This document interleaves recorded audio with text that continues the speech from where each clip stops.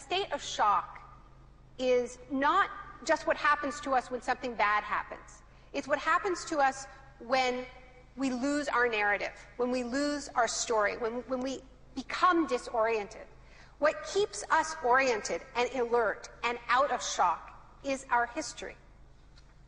So a period of crisis like the one we're in is a very good time to think about history, to think about continuities, to think about roots. It's a good time to place ourselves in the longer human story of struggle.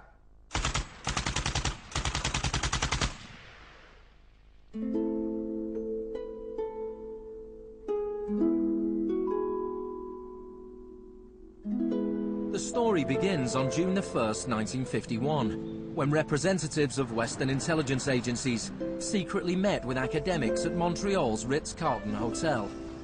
This meeting contributed to military-funded research into the effects of sensory deprivation at McGill University.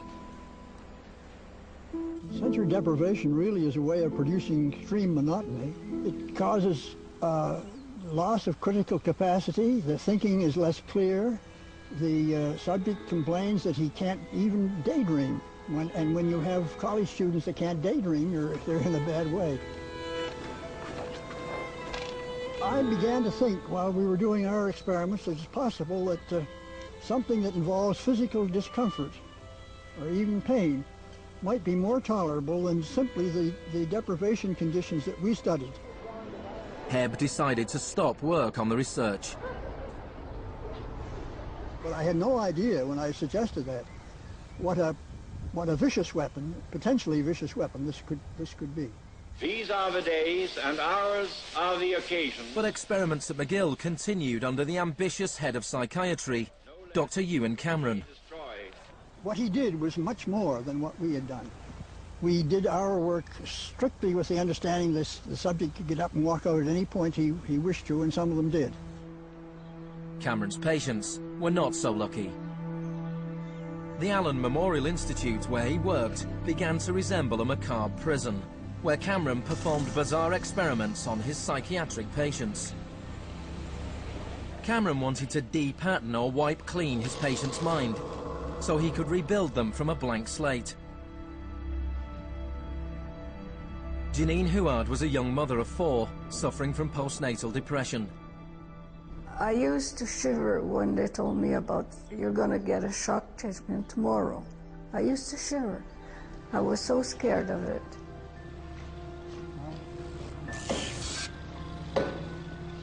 And I would wake up in another room, all mixed up and sad, and it used to make me very sad after. You're just like a zombie walking around. Cameron combined shock therapy with sleep therapy and the repeated playing of taped messages. It says, Janine, Janine, you are running away from your responsibility. You don't want to take care of your husband and children. All the time, the same thing. It sounds like you were being interrogated. Yes, interrogation, but for what purpose? It wasn't long before the CIA put Cameron's research into practice. Many of his techniques appear in the agency's Kubat Counterintelligence Interrogation Manual. These words are from the manual. It's a fundamental hypothesis of this handbook that these techniques are in essence methods of inducing regression of the personality. There is an interval, which may be extremely brief, of suspended animation, a kind of psychological shock or paralysis. Experienced interrogators recognize this effect when it appears and know that at this moment the source is far more open to suggestion, far likelier to comply than he was just before he experienced the shock.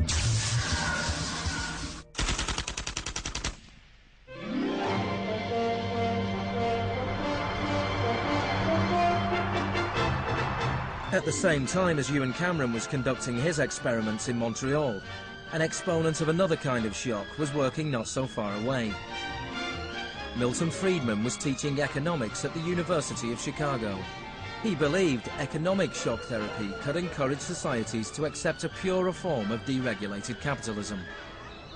In October 2008, in the midst of the biggest financial crisis since 1929, Naomi Klein went to the University of Chicago to talk about Milton Friedman.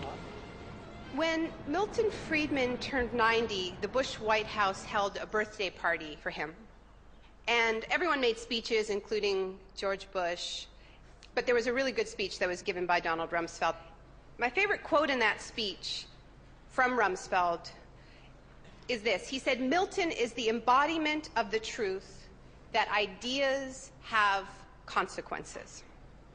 What I want to argue here is that the economic chaos that we're seeing right now on Wall Street and on Main Street and in Washington stems from many factors, of course, but among them are the ideas of Milton Friedman. The Wall Street crash of 1929 led to the Depression of the 30s.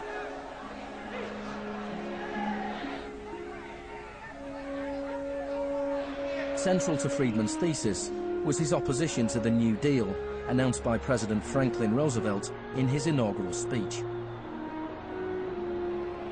Our greatest primary task is to put people to work. This is no unsolvable problem if we face it wisely and courageously. Let me assert my firm belief that the only thing we have to fear is fear itself.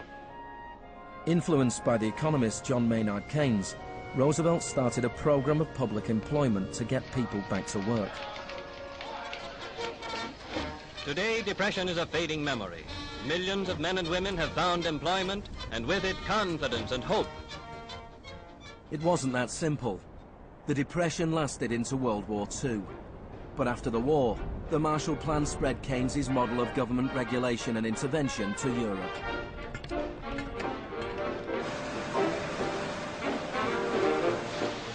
His principles were widely accepted, but not in the economics department of the University of Chicago. Milton Friedman from this university waged a war against the New Deal. Friedman was a member of a group called the Mont Pelerin Society, led by the Austrian economist Friedrich von Hayek. They believed that if governments stopped providing services and stopped regulating markets, the economy would correct itself. In the 50s, they were seen as cranks, but over the last 30 years, their ideas have become the dominant economic doctrine. The thesis of the Shock Doctrine is that we've been sold a fairy tale about how these radical policies have swept the globe. That they haven't swept the globe on the backs of freedom and democracy, but they have needed shocks, they have needed crises, they have needed states of emergencies. Milton Friedman understood the utility of crisis. Only a crisis, actual or perceived, produces real change. When that crisis occurs, the actions that are taken depend on the ideas that are lying around.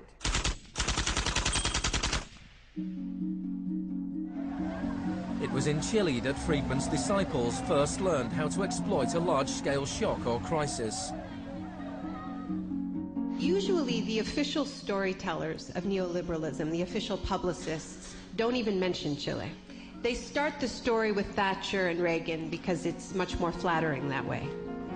In the 50s and 60s, Chile's progressive developmental policies were a beacon in the region. The government invested in health, education and industry. American corporations were worried their investments would suffer. In response, the US State Department began sponsoring students from Chile and the rest of South America to study free market economics with Milton Friedman. The University of Chicago had a joint arrangement with the Catholic University of Chile, under which a great many Chilean students came to the University of Chicago, were trained by us, and received PhDs. These students went back and taught in Chile. The Catholic University Economics Department in Santiago became a little Chicago school. Arnold Harberger, the economist in charge of the program, described himself as a seriously dedicated missionary. In 1970, Salvador Allende's Popular Unity government won the election on a platform of nationalization of large sectors of the economy. Chile's phone company was majority-owned by the US corporation ITT. It spearheaded attempts to stop Allende becoming president. It had the support of Richard Nixon in the White House.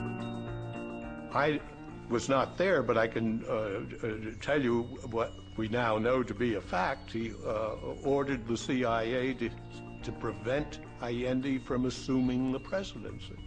And indeed, they tried to get me to lean on the Chilean military right after Allende was elected.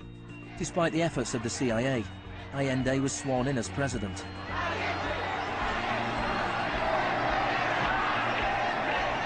Richard Nixon ordered the CIA director to make the economy scream. Señor Nixon es presidente de Estados Unidos y yo soy presidente de Chile.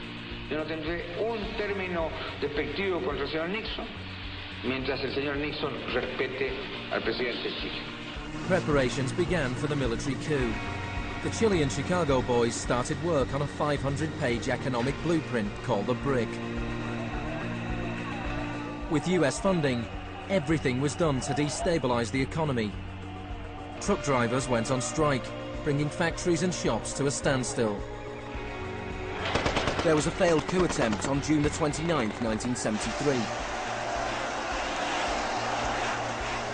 And then on September the 11th, with General Pinochet leading the army, the assault began on the presidential palace.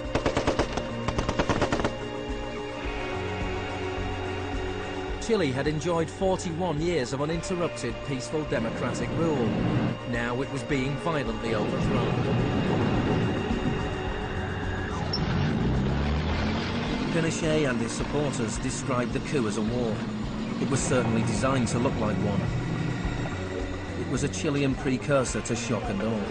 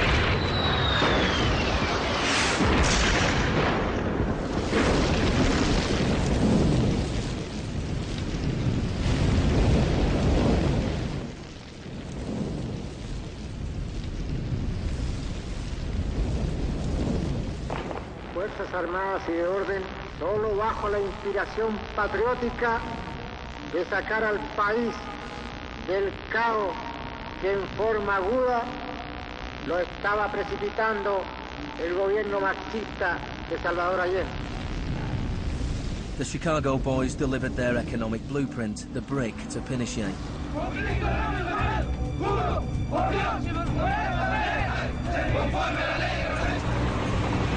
In the days that followed, more than 13,000 opponents were arrested and imprisoned.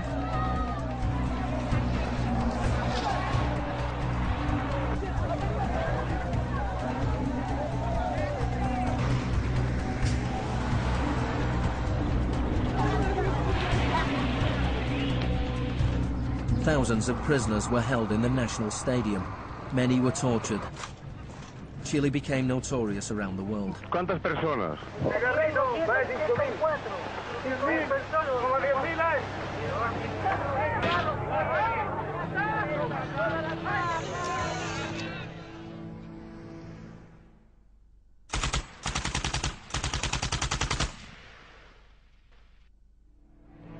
At the beginning of November, 5,000 prisoners were released. The 900 they left behind were transferred to other detention centers.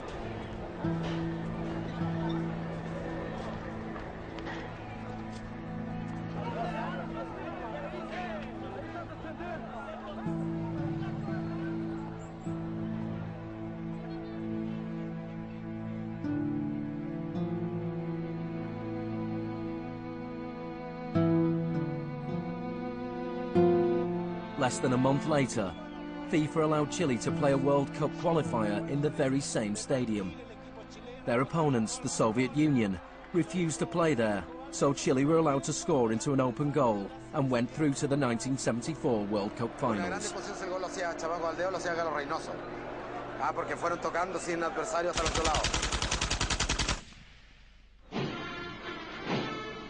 With the population in shock, Pinochet imposed the policies recommended by the Chicago Boys. Removal of price controls, the sale of state companies, the removal of import barriers and cuts to government expenditure. Friedman later openly acknowledged the importance of the Chilean experiment. Here was the first case in which you had a movement toward communism, which was replaced by a movement toward free markets. It didn't work. A year later, inflation was 375% per year, the highest in the world. So in March 1975, Arnold Harberger and Milton Friedman flew into Santiago. He used a phrase that had never before been used in a real-world economic crisis. He called for shock treatment. He said that he was like a doctor that was going to help a country that was suffering an epidemic, and he was simply prescribing the medicine. Friedman wrote that General Pinochet was sympathetically attracted to the idea of a shock treatment, but was clearly distressed at the temporary unemployment it might cause.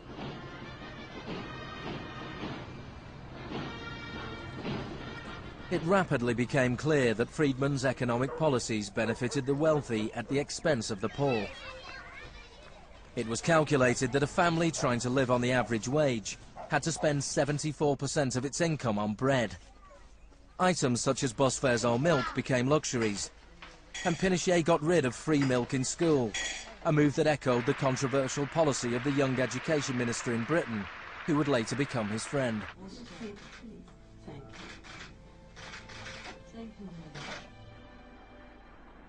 In order to enforce these economic policies, there had to be an enemy to fear. Tampoco creo que se haya triunfado totalmente sobre el marxismo. El marxismo es como un fantasma. Cuesta mucho tomarlo.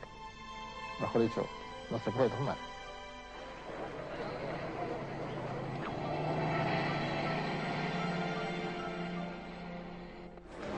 Friedman and Harberger argued that free market economics went hand in hand with freedom and democracy.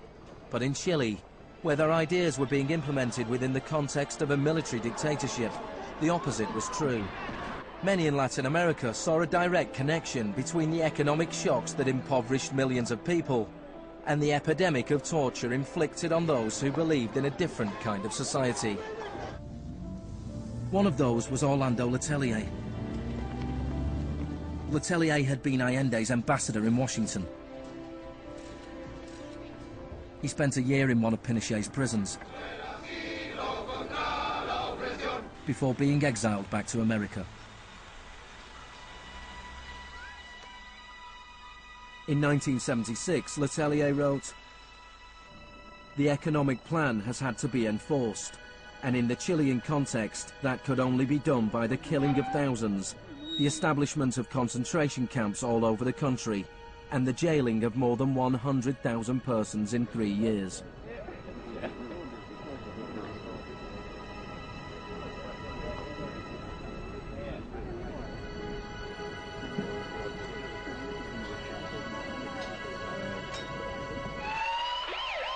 Less than a month later, Letelier was killed by a car bomb. Good evening. A powerful bomb today tore through a car as it was driving along Washington's usually quiet Embassy Row. The Chilean was Orlando Letelier, who also had been foreign minister during the last months of the late Salvador Allende's Marxist regime. Richard Roth reports. Michael Townley, a member of Pinochet's secret police, was behind the bombing. He'd entered the US on a false passport with the knowledge of the CIA. Michael, buenas noches. Buenas noches, Pablo. La opinión del Poder Judicial chileno, ¿hay confianza en él? Mire, yo confío plenamente en la justicia chilena como patriota y luchador antimarxista y juntista por sobre todas las cosas. Despite his confidence, Townley was extradited to the US and convicted of Letelier's murder. Pinochet ruled Chile as a military dictator for 17 years, but in a frank interview, Harberger remained in denial. You cannot have a repressive government for long within a genuinely free economic system. In the same year as Orlando Letelier's murder, Milton Friedman was awarded the Nobel Prize for Economics. You know, you people have such a distorted idea of what went on. Let me tell you some facts. Number one, I was offered 2 honorary degrees by universities in Chile before I went down. I refused to take them because those universities were being supported in part by public funds, and I did not want to appear in any way to provide any support to the political system in Chile. I'm not a representative of Chile. I'm not an advisor to Chile. I have no commitments to the government of Chile.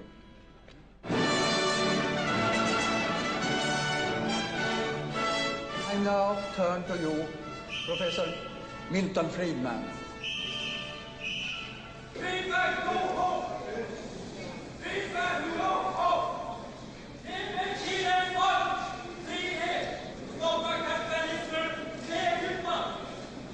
I am very sorry for this incident. It could have been worse.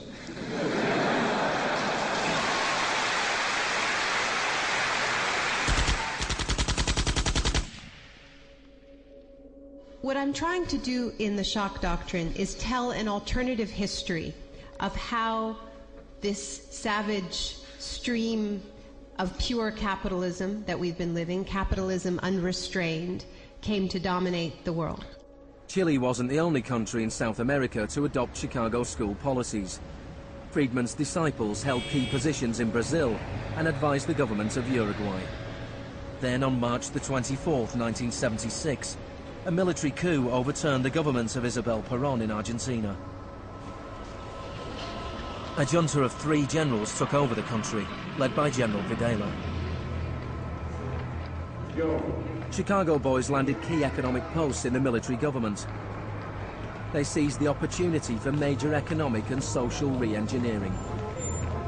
And within a year of the coup, wages lost 40% of their value, factories closed, poverty spiraled. Just as in Chile, people had to be terrorized into accepting these economic policies. Videla learned from Pinochet's experience. He adopted the tactic of disappearing people. Striking a balance between public and private horror, disappearances were often carried out in broad daylight, but could always be denied.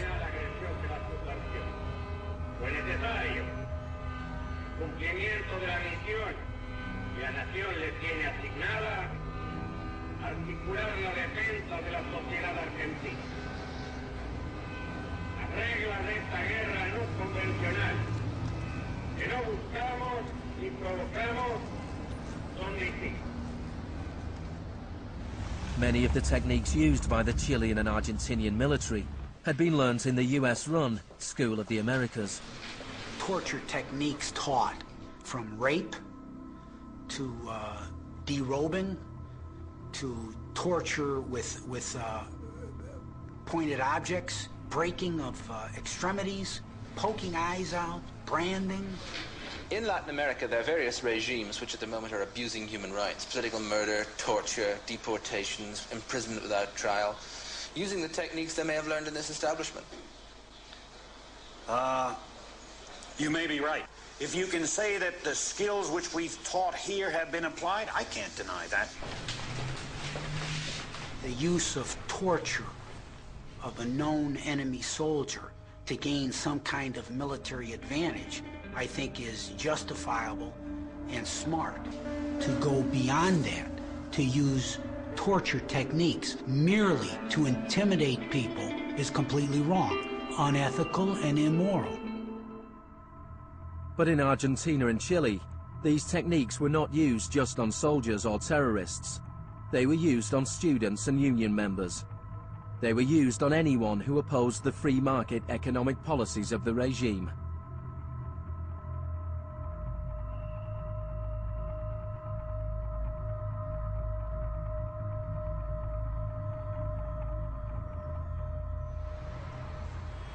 In 1978, the Argentine junta hosted the World Cup. The final was played in the stadium less than a mile away from the biggest detention camp in the country, where thousands of prisoners were held in torture chambers. Decir que con los goles, con el grito de gol, se tapaba la voz de los secuestrados, los gritos de los secuestrados era una realidad. Organización extraordinaria, miles y miles de banderas, miles y miles de gargantas enronquecidas, 25 millones de argentinos que tienen un solo color, el celeste y blanco.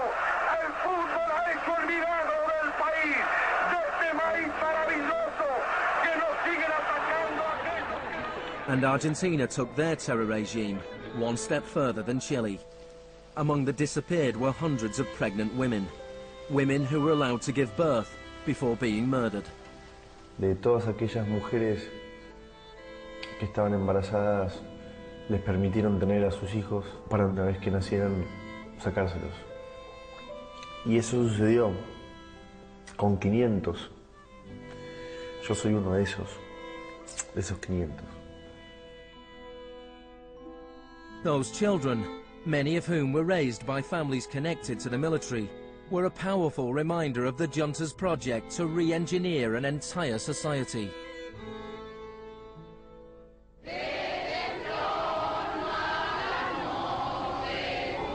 While the junta was still in power, a group of mothers and grandmothers of the disappeared started to protest in the Plaza de Mayo.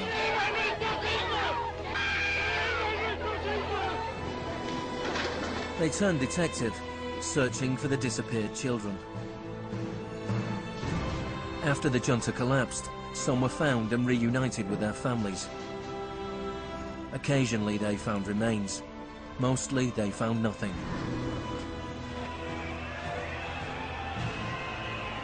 General Videla was found guilty of murder, kidnapping and torture.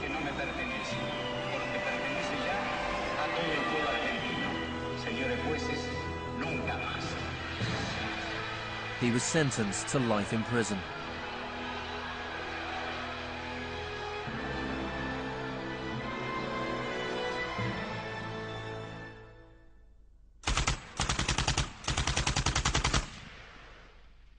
Early experiments in Latin America presented Friedman and his cohorts with a serious ideological problem. Friedman had promised that these policies would not just make the elites richer, but that they would create the freest possible societies, that this was a war against tyranny, that capitalism and freedom went hand in hand. Yet here we see that in the 70s, the only countries putting these ideas into practice were military dictatorships. Nixon had fully supported imposing these types of brutal free market policies in South American dictatorships.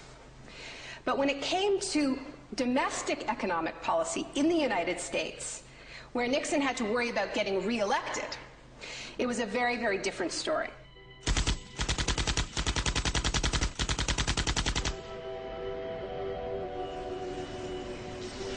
Friedman enjoyed a friendly relationship with Nixon. Several of his Chicago school colleagues and disciples were recruited to work for the government. Donald Rumsfeld was one of them. So help me God. Congratulations. Thank you. But in 1971, with the economy in a slump, Nixon turned his back on Friedman's ideas and imposed a wage and price control policy. He put Rumsfeld in charge. Which is essentially a problem of supply and demand. I have for long been opposed to the wage and price control. I believe it involves government intervention with the freedom of individuals. I think it's intolerable. The Keynesian policy was a success, and Nixon won a second term with a landslide majority. It was a blow for Friedman. Then in 1979, Margaret Thatcher was elected Prime Minister of Britain. Her intellectual guru was Milton Friedman's old mentor, Friedrich von Hayek. And just over a year later, Ronald Reagan was elected President of the United States. Both Britain and America were now ruled by unabashed Freemanites. Margaret Thatcher's program when she came in had 4 planks. Cut government spending, cut tax rates, reduce government ownership and operation of industries or regulation of industry, and have a moderate and stable monetary policy to bring down inflation. Within her first 3 years in office, unemployment doubled in parts of the economy, leading to waves of strikes. Thatcher's personal approval rating slumped to 25%. There were riots in Britain's major cities. Even Margaret Thatcher's admirers had their doubts. The economic performance of the Thatcher government has been mixed.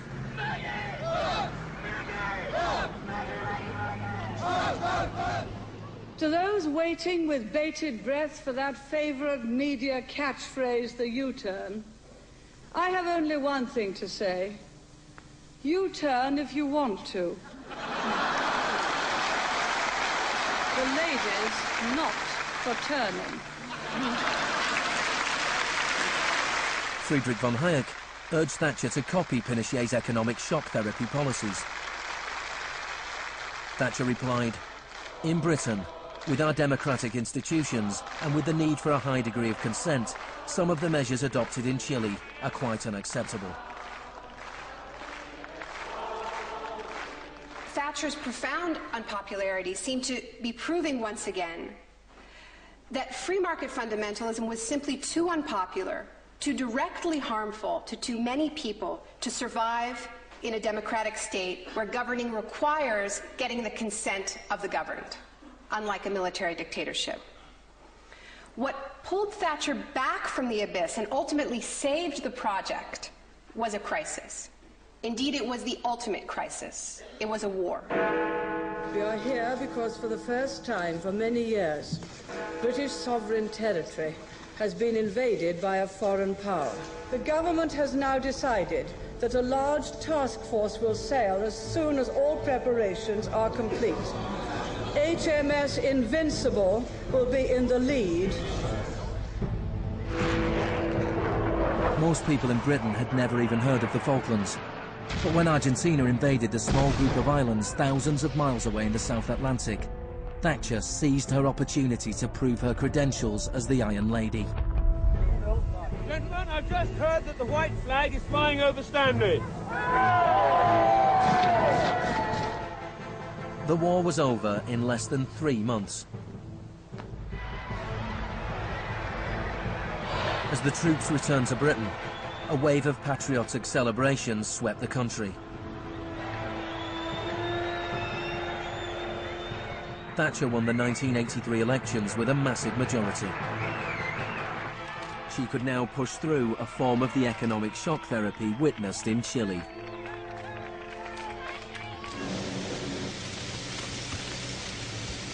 The most powerful union in Britain was the National Union of Mine Workers. When the National Coal Board tried to close pits down, the miners went on strike. Parts of central London are brought to a halt as thousands of miners and sympathizers march through the city in support of the miners' strike. It's Britain's longest and most bitter since 1926, and the most expensive ever. The strike lasted almost a year. Thatcher used every means at her disposal to destroy the union.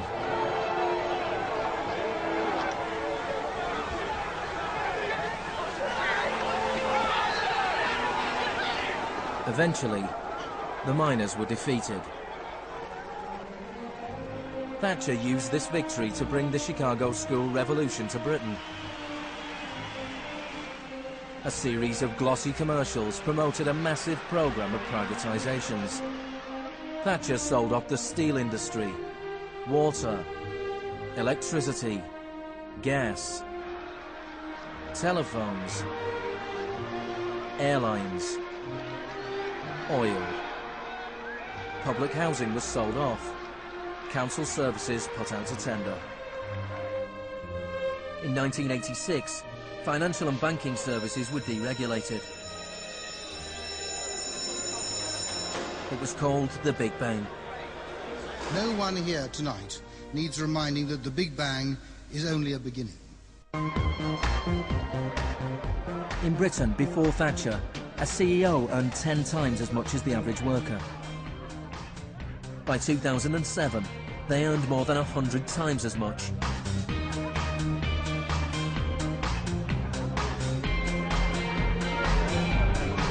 In the US before Reagan, CEOs earned 43 times as much as the average worker. By 2005, they earned more than 400 times as much. Friedman openly acknowledged the importance of Thatcher and Reagan in the spreading of Chicago school policies around the world. The coincidence of Thatcher and Reagan having been in office at the same time was enormously important for the public acceptance worldwide of a different approach to economic and monetary policy. Thank you very much. What I'm describing now is a plan and a hope for the long term. The march of freedom and democracy, which will leave Marxism, Leninism on the ash heap of history as it has left other tyrannies which stifle the freedom and muzzle the self-expression of the people.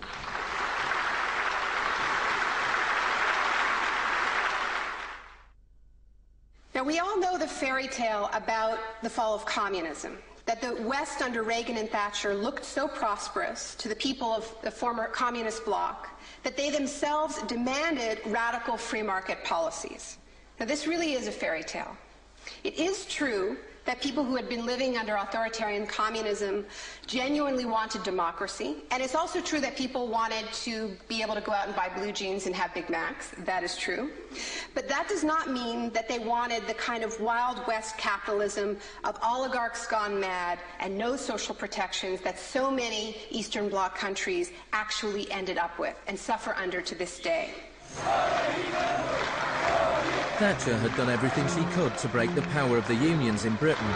But in 1988, she went to Poland to show her support for the workers' union Solidarity. How do you see the process from where you are now to where you want to be? Strikes in Poland led to Solidarity being allowed to contest a general election in June 1989. This triggered a wave of demonstrations throughout Eastern Europe.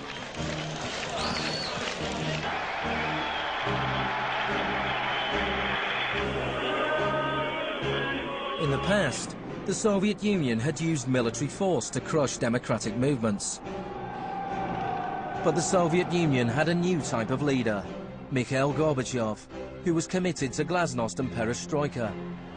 He talked about a third way, a gradual transition to Scandinavian-style social democracy, something between free market capitalism and communism. Gorbachev charmed the public and politicians of the West. He's a bold, a determined and courageous leader. Gorbachev stood and watched as one by one the old communist regimes collapsed.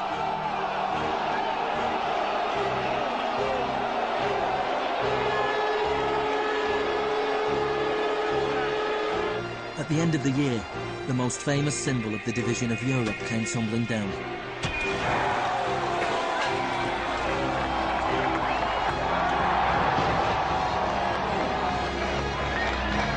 For Friedman and the Chicago boys, a whole new world opened up.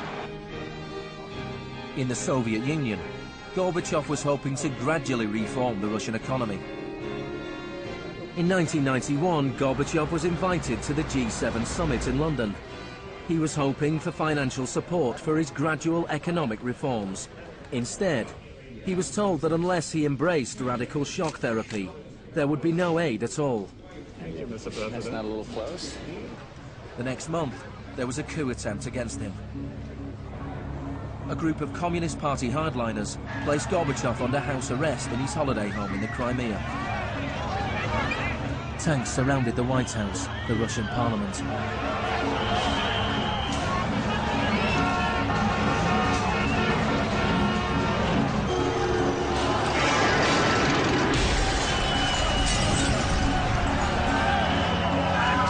Amid the chaos of street clashes, it was obvious that to reinforce their position, the hardliners would have to resort to violence. Such action between the people and the security forces has not been seen since the early days of the Russian Revolution. By dawn this morning, amid a sea of debris, it was becoming clear that the coup was disintegrating. The Russian parliament building was unscathed. The military had not made their move. Inside, Boris Yeltsin was more powerful than ever.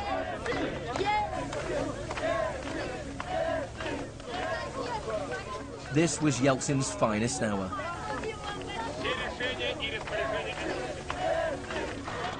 Gorbachev was released and he returned to Moscow, but he had lost much of his power. Я выражаю признательность за принципиальную позицию россиянам, президенту России Борису Николаевичу Ельцину.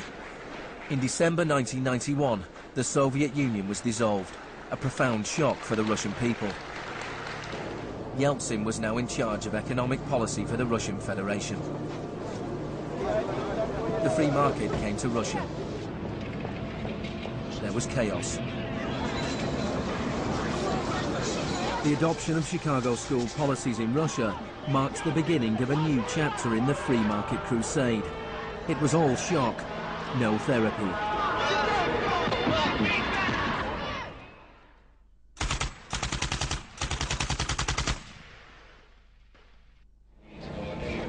Despite the public efforts to promote popular capitalism, the reality was a small handful of businessmen made vast fortunes. State industries were sold off at bargain basement prices. The Russian press dubbed Yeltsin's advisors the Chicago Boys.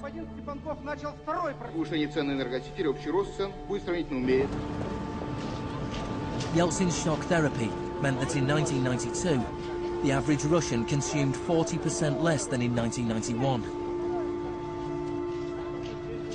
A third of Russians fell below the poverty line, and wages weren't paid for months. One expert today predicted 140 million Russians will soon be living below the poverty line. Corruption was rife. Organised crime boomed. Moscow became the new Wild West.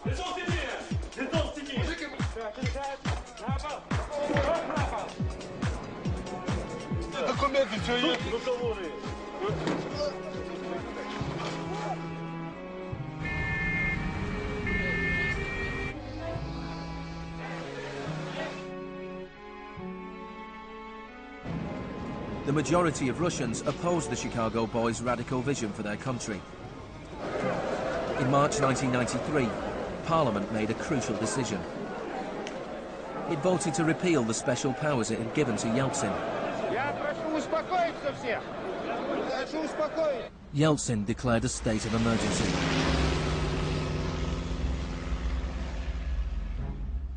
The Constitutional Court ruled that it was illegal.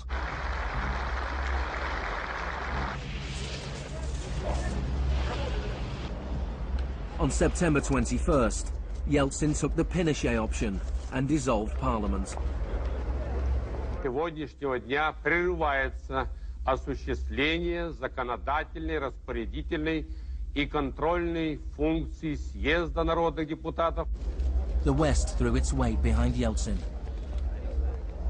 We feel that Boris Yeltsin is the best hope for democracy in Russia. 2 days later, Parliament voted to impeach Yeltsin by 636 votes to 2. Thousands of supporters of the Parliament gathered outside the White House and marched on the television station.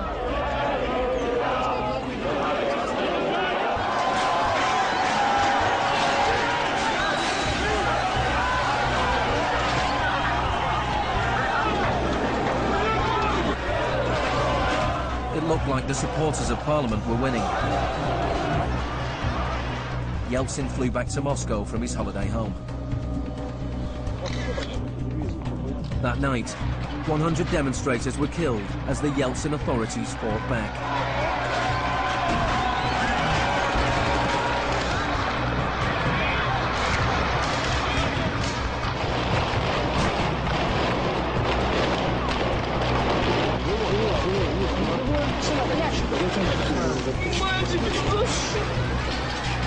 On the 4th of October, he ordered troops to storm the White House, shelling the very building he had defended 2 years earlier. Они убийцы, не понимаешь или нет?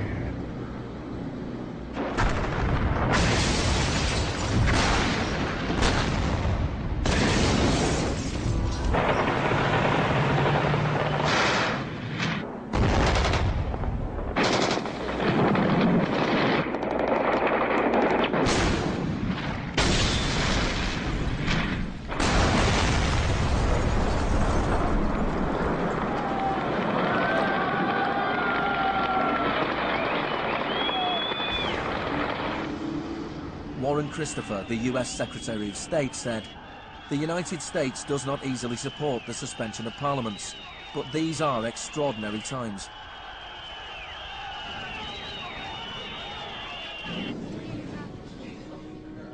Yeltsin now had absolute power. With the advice of his Chicago boys, he ruled through a form of crony capitalism.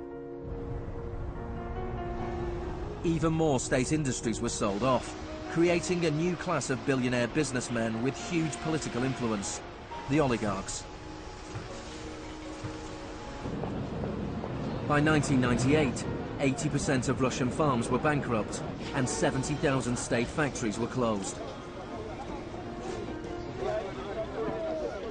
In 8 years, the number of people living in poverty increased by 72 million. Meanwhile, Moscow would go on to have more billionaires than any other city in the world.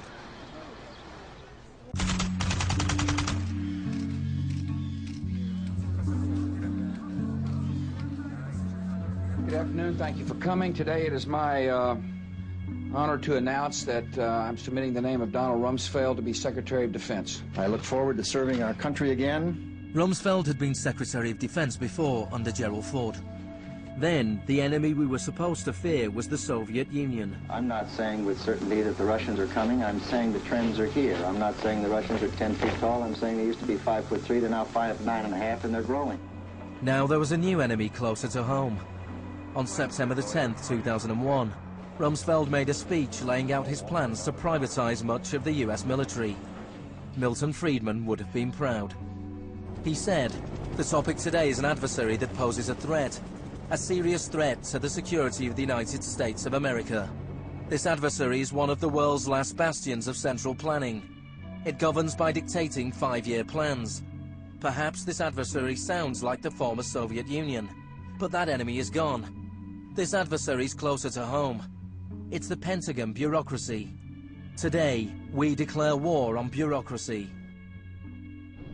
The next day, American Airlines Flight 77 crashed into the Pentagon, killing 184 people.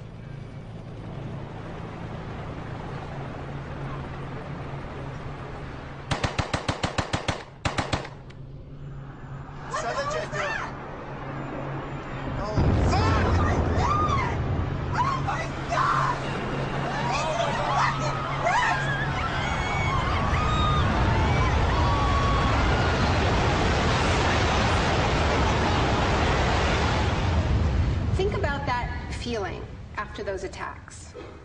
Who are these people? Where did they come from? Why do they hate us? There was a total loss of collective narrative. We were not living in the world that we thought we lived in. And we kept hearing from our political leaders that everything we thought we understood before the attacks no longer applied. There was a new phrase, pre-9/11 thinking. And what happened in that moment is that suddenly news stories sort of magically appeared. That we were in a clash of civilizations. That's the world that we suddenly lived in. That there was an axis of evil, and that we were fighting a war against terror. This abstract, unwinnable war has had huge economic consequences. Before 2001, Homeland Security barely registered as an industry. Today, it is bigger than Hollywood and the music industry combined.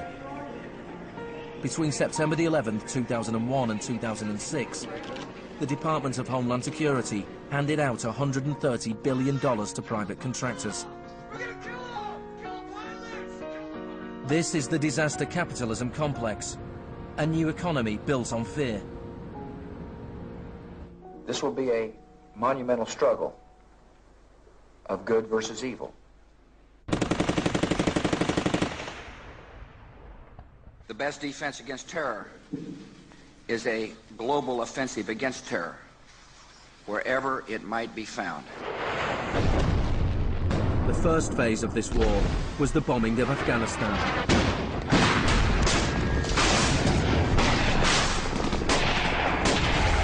The Taliban government was quickly overthrown. The aftermath of the war was more complicated. Our fight against terrorism began in Afghanistan, but it will not end there. We're primarily looking at detainees that we can use. We're collecting intelligence.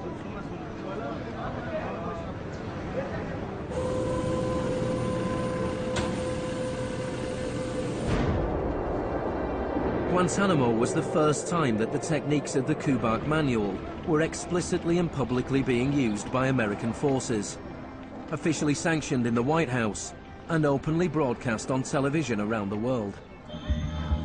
Isolation, both physical and psychological, must be maintained from the moment of apprehension. The capacity for resistance is diminished by disorientation. Prisoners should maintain silence at all times.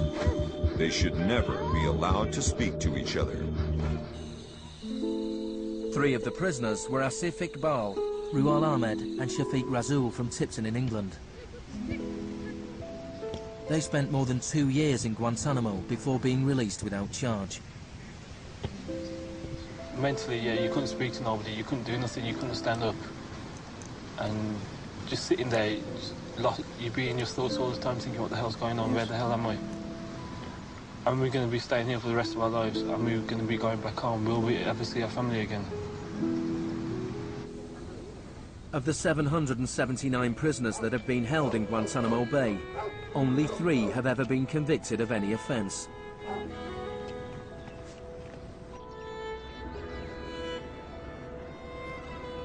Well, the only thing I know for certain is that these are bad people. It was a message to the whole world, and the message was clear. It was, this is what happens to you if you get in our way. The war on terror is not about one man, and it is not about one country. There were many justifications given for the invasion of Iraq.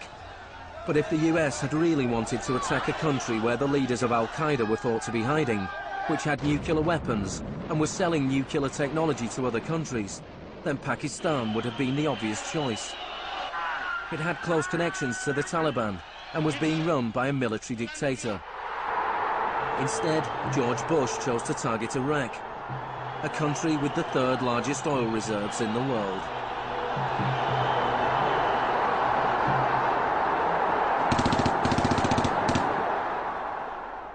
Now, about the Defense Department's war plan. It is not like that for the Gulf War. It's more along the lines of the Panama invasion of 1989. CBS News has been told it would start on what's called A-Day. A as in airstrikes. Airstrikes so devastating, they would leave Saddam's soldiers unable or unwilling to fight. The idea is to rain down the thunder so hard as to create, quote, shock and awe. If the Pentagon sticks to its current war plan, one day in March, the Air Force and Navy will launch between 3 and 400 cruise missiles at targets in Iraq. More than were launched during the entire 40 days of the first Gulf War. The sheer size of this has never been seen before, never been contemplated before. Harlan Ullman is one of the authors of the shock and awe concept, which relies on large numbers of precision-guided weapons. So that you have this simultaneous effect, rather like the nuclear weapons at Hiroshima, not taking days or weeks, but in minutes.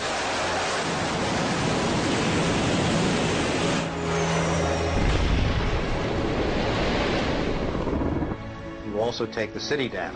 By that I mean you get rid of their power, their water, and you begin this relentless campaign to wear them down so that 2, 3, 4, 5 days they are physically, emotionally, and psychologically exhausted. Last night, a square mile in central Baghdad seemed like hell on earth. During the first wave of the bombing, the citizens of Baghdad suffered a version of the sensory deprivation described in the Kubark Manual. In the chaos that followed the overthrow of Saddam Hussein, the US did little to stop the looting. Some US officials even thought it gave them a head start on dismantling the Iraqi state. John Agresto, Director of Higher Education Reconstruction, said he saw the looting of schools as the opportunity for a clean start. In fact, before sanctions, Iraq had the best education system in the region. 89% of Iraqis were literate. By contrast, in New Mexico, John Agresto's home state, 46% of the population were functionally illiterate.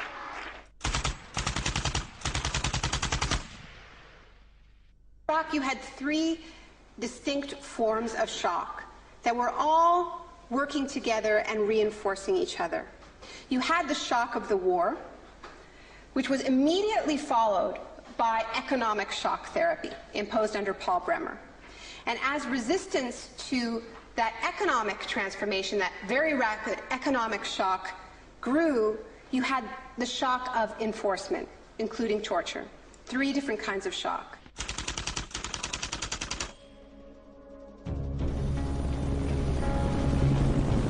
In May 2003, Paul Bremer was appointed US envoy to Iraq. 2 weeks after he arrived, he declared the country open for business. We considered that the coalition had very broad authorities to determine the direction of the Iraqi economy. Bremer knew little of Iraq, but he knew about disaster capitalism. He had launched crisis consulting practice at the start of the Homeland Security boom. Today is a very important day in Baghdad.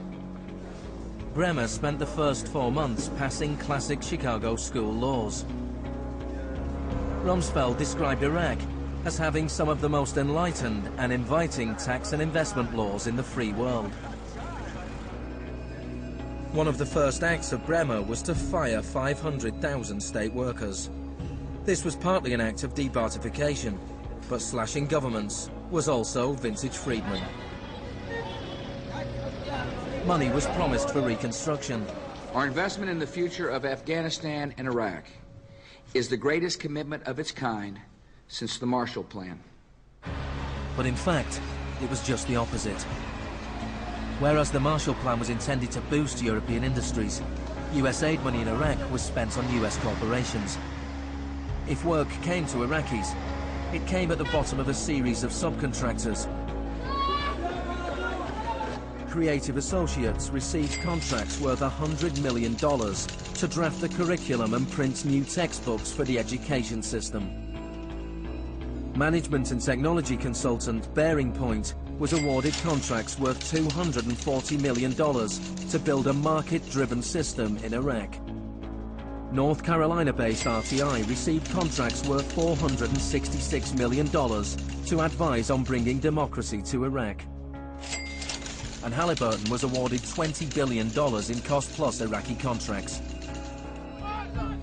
Parsons was handed $186 million to build 142 health clinics. Only 6 were ever completed.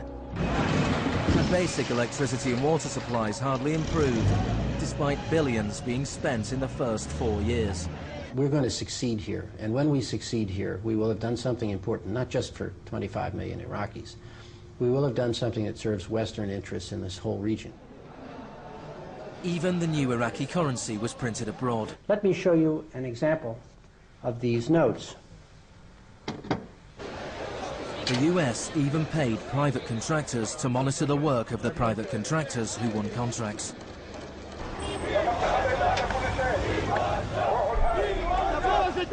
I was in Baghdad in 2004, and this is the period when bombs started to go off regularly in Baghdad. In fact, the night that I arrived, a bomb went off very near our hotel. But what was really striking to me in this period was that despite the violence and despite the chaos, the next day, Iraqis were out in the streets protesting. 19 killed and 100 injured in Najaf. And what they were demanding at this time was elections, the right to actually have a say in what the post-Saddam era would look like. Now, in the early days of the occupation, the protests were peaceful, but as time went on, and the protests didn't have an effect, more and more Iraqis joined the armed resistance.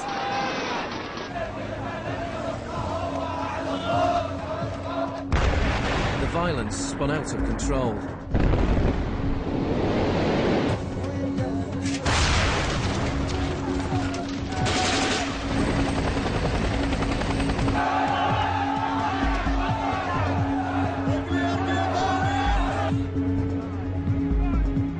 As in South America 3 decades earlier, bodies were often dumped by the roadside as a warning to others. These were Iraq's disappeared.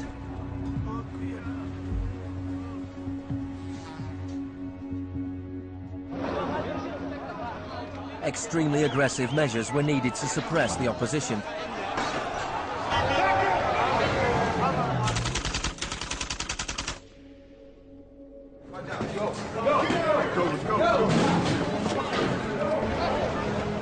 The first 3.5 years of the occupation, 61,500 Iraqis were captured. By spring 2007, 19,000 remained in custody. In prison, they were interrogated using techniques that could be traced to those devised by the CIA from Ewan Cameron's experiments in the 50s.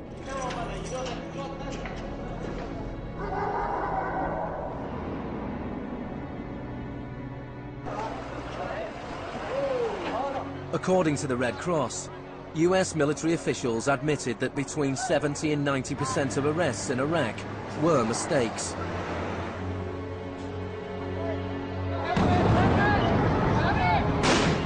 The chaos in Iraq seems like a defeat for shock therapy. But in Iraq, disaster capitalism moved on. Now the disaster itself provided the opportunity for profit.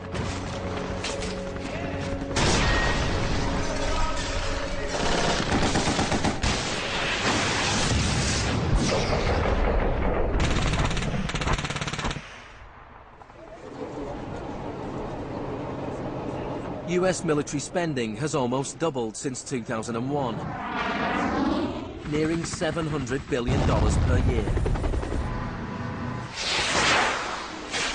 As long ago as 1961, President Eisenhower, not a noted liberal, warned of the danger of a too powerful military. Now this conjunction of an immense military establishment and a large arms industry is new in the American experience.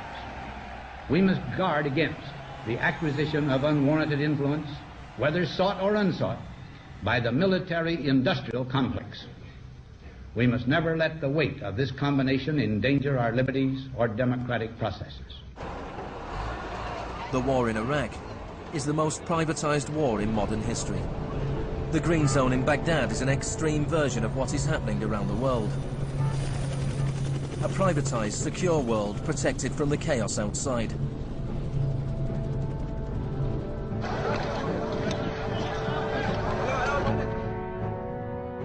In 1991, in the First Gulf War, for every 100 soldiers there was one military contractor. In 2003, at the beginning of the war in Iraq, for every 100 soldiers there were 10 contractors. By 2006, for every 100 soldiers there were 33 contractors. A year later, for every 100 soldiers there were 70 contractors. By July 2007, there were more contractors than soldiers in Iraq. This was going beyond what even Milton Friedman had dared to hope. The only things I would not denationalize are the armed forces, the courts, and some of your roads and highways. One of the most high-profile contractors was Blackwater USA. During the April 2004 uprising in Najaf, Blackwater assumed command over US Marines. Dozens of Iraqis were killed during the operation. The US had indemnified the private contractors against any Iraqi laws, so they were operating in a law-free bubble, a little like Guantanamo. I asked your Secretary of Defense a couple months ago what law governs their actions. Mr. I was going to ask him. Go ahead.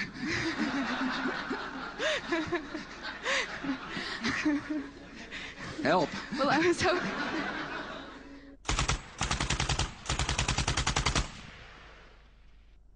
Just as Cameron's shock therapy left his patients confused and broken, so the multiple shocks inflicted on Iraq reduced the country to a lawless, violent, sectarian mess. By the time of Saddam Hussein's execution in 2006, 1,000 Iraqis were being killed each week.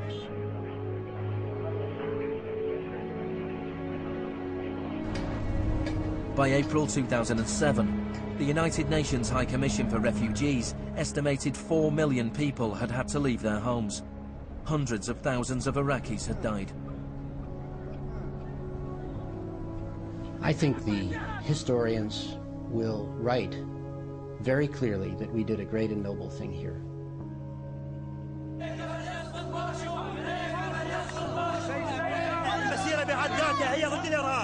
ضد الإرهاب الأمريكي، لأن الأمريكان يقتلون النساء ويعتقلون النساء ويقتلون الأطفال ويهينون الشيوخ ويقتلون الشباب. أمريكا بحالها هي الإرهاب.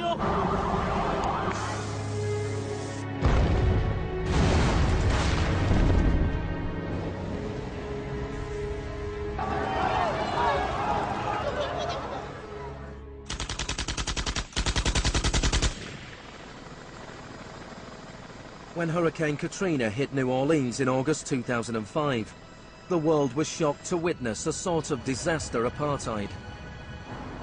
The economically secure drove out of town, while tens of thousands of the vulnerable were stranded with little or no help from the state. I went to New Orleans while the city was still underwater, and what I saw was that what I had witnessed in Iraq was repeating, not in the aftermath of a war, but in the aftermath of a tremendous natural disaster. Milton Friedman died in 2006. His very last piece of public policy recommendation was an op-ed he wrote for the Wall Street Journal 3 months after Katrina. He said, most New Orleans schools are in ruins, as are the homes of children who have attended them. The children are now scattered all over the country.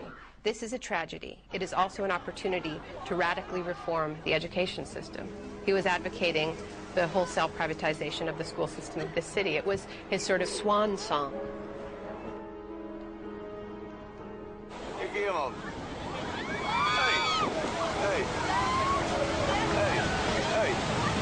I'd witnessed a similar process in Sri Lanka in the aftermath of the 2004 tsunami. People who lived on the beaches for generations were prevented from returning so that the land could be privatized and sold off to luxury hotels.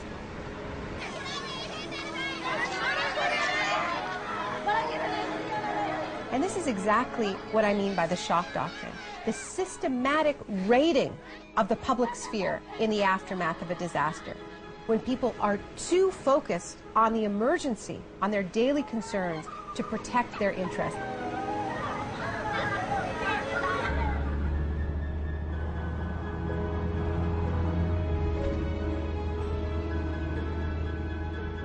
Maybe the first act of resistance is to refuse to allow our collective memory to be wiped. In 2008, Naomi Klein visited Villa Grimaldi with Isabel Morel, the widow of Orlando Letelier. Villa Grimaldi is a memorial to the cruelty of the Pinochet regime and to its eventual defeat. Villa Grimaldi fue el principal centro de tortura mientras se buscaba implementar la política de shock económico. Esta es la que tú señalas en el libro como las casas de uno por uno donde estaban los detenidos en Villa Grimaldi. It's not that I loved Pinochet, but I think that he was our teacher in many things. We learned about evil.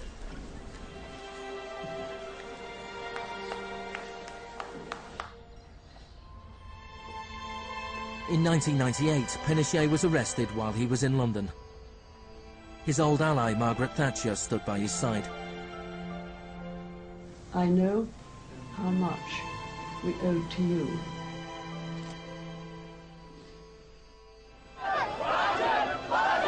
It took 30 years for the economic experiment originally test-driven by Pinochet to make its way around the globe to Iraq. But the similarities between past and present are startling. between Pinochet's concentration camps and Bush's Guantanamo detention center, between the disappeared in Chile and those in Iraq, between the experiments of Ewan Cameron and the torture meted out on the prisoners of Abu Ghraib. These are the days and hours. He erased all the past. That's why he gave electroshocks. All the past from the patient, and he would implant some new ideas. But Janine resisted. In 1988, the CIA agreed to pay compensation to Janine and other victims of Ewan Cameron's experiments. Janine, are you proud that they tried to break you and that you have fought so hard and won? In a way I am. In a way I am. Because I must have some willpower seeds in me. It is very, very hard to fight a government. People would tell me, Janine, you don't fight a government. What's the matter with you? They're too big. But I had faith that we would win.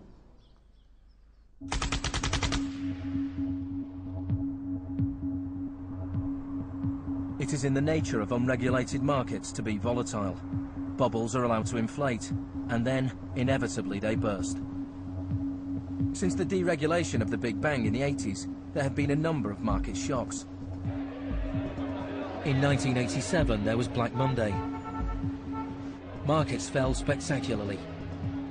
It was the largest one-day percentage decline in stock market history. In 1992, there was Black Wednesday, when currency speculators made fortunes betting against the pound.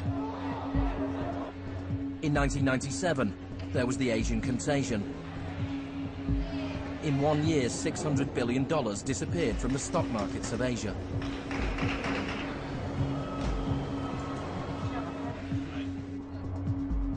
And then, in September 2008, the financial markets imploded.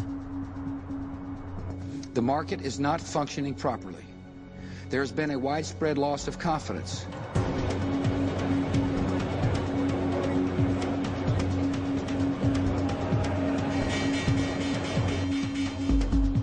On September the 15th, Lehman Brothers filed for Chapter 11 bankruptcy protection.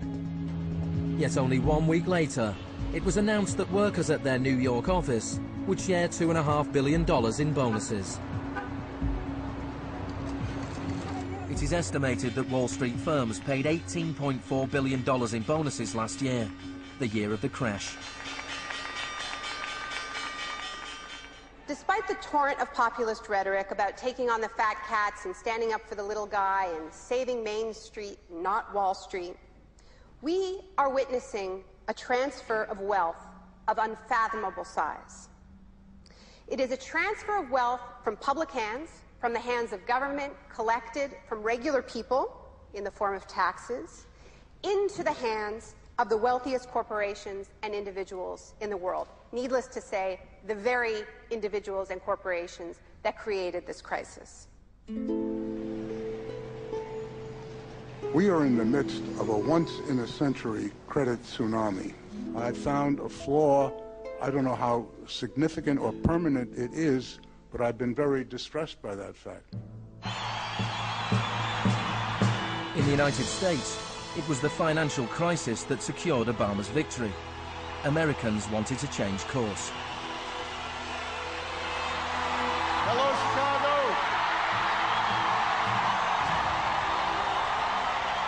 This crisis is clearly understood by almost everyone as being the direct result of this particular ideology of deregulation and privatization. The scale of the crisis offers the hope of change. The Shock Doctrine as a strategy relies on us not knowing about it for it to work. And what I find most hopeful about the current economic crisis is that this tactic is getting tired, because that element of surprise is no longer there. We're on to them, and it's not working. We're becoming shock resistant.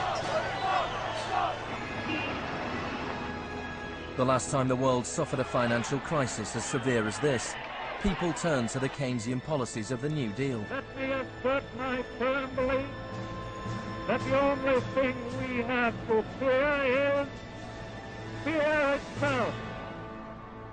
More than 1 million people came to Washington to hear Obama's inauguration speech.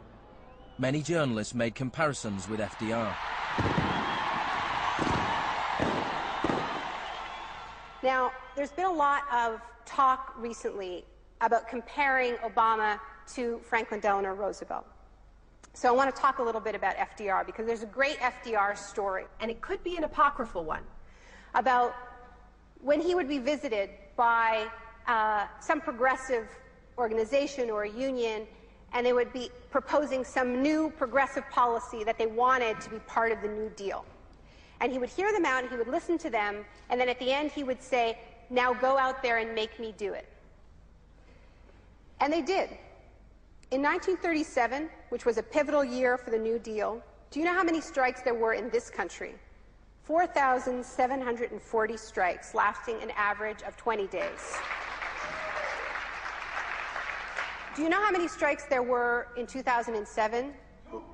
21. Now, the other reason to remember this history of struggle is that it tells us something very important, something that we need to remember at this moment when so much is at stake. It teaches us that if we want responses to this economic crisis that leave us with a world that is healthier, that is more just, that is more peaceful, we are going to have to go out there and make them do it. Thank you.